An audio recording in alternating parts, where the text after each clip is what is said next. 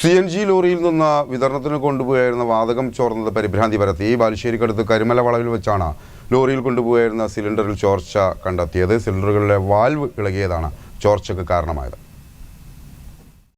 എഗരൂരിലെ സ്റ്റേഷനിൽ നിന്ന് പുതിയങ്ങാടി പമ്പിലേക്ക് CNGയുമായി പോകുകയായിരുന്ന ലോറിയിലെ സിലിണ്ടറുകളിൽ ചോർച്ച ഉണ്ടായതാണ് വാതകം പുറത്തേക്ക് പരന്നത്. സംസ്ഥാന പാതയിൽ കരുമല വളവിൽ വെച്ചായിരുന്നു സംഭവം. റോഡിൽ വെച്ച് CNG ചോർച്ച ഉണ്ടായതോടെ മറ്റു വാഹനങ്ങൾ അകലം പാലിച്ച് മാറ്റി നിർത്തി.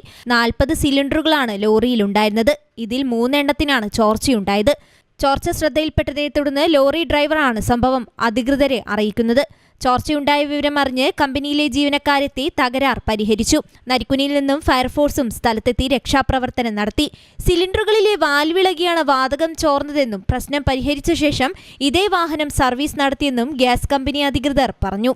അതേസമയം CNG ലോറിയിൽ നിന്ന് വാതകം ചോർന്നതും ആശങ്കയ്ക്ക് ഇടയാക്കി. News bureau, Balussery.